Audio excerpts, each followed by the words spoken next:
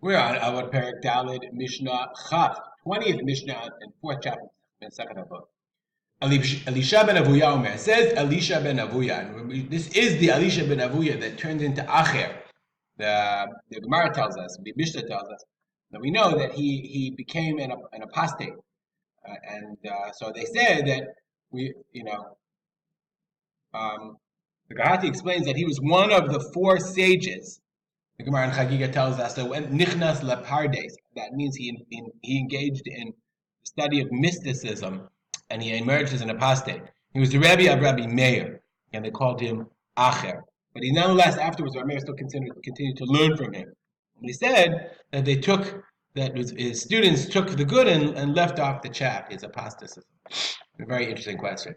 Elisha ben Avuya says, someone who teaches a child, what can that be compared to?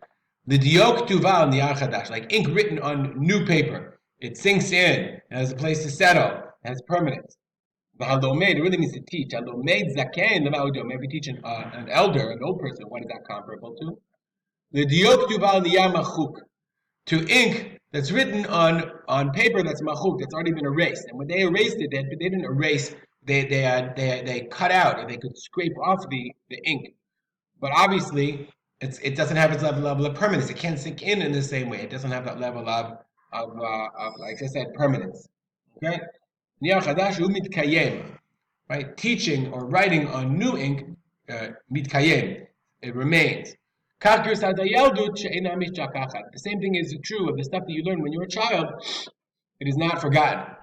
The stuff you learn when you're older, halomed zaken. It's interesting. You can say as someone who teaches, or you can say halomed yeled. When you learn as a child, okay, as halomed zaken, when you learn as an adult.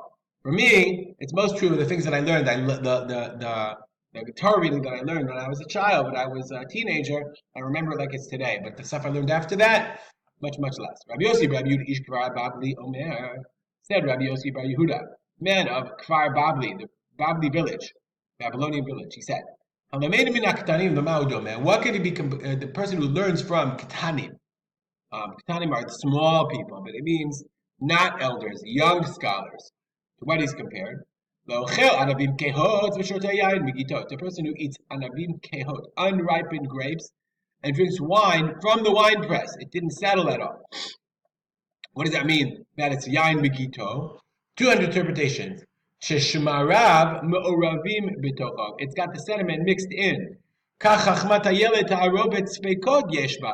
So too the wisdom of the child, of the young person, there's a mixture of sfeikot, of doubt in it.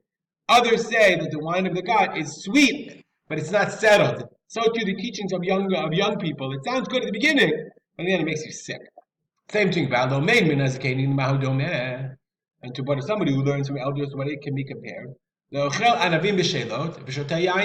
person who eats ripened grapes and drinks older wine, yain yashan, wonderful. It's nice, okay? It's settled, it's clear, it's beautiful.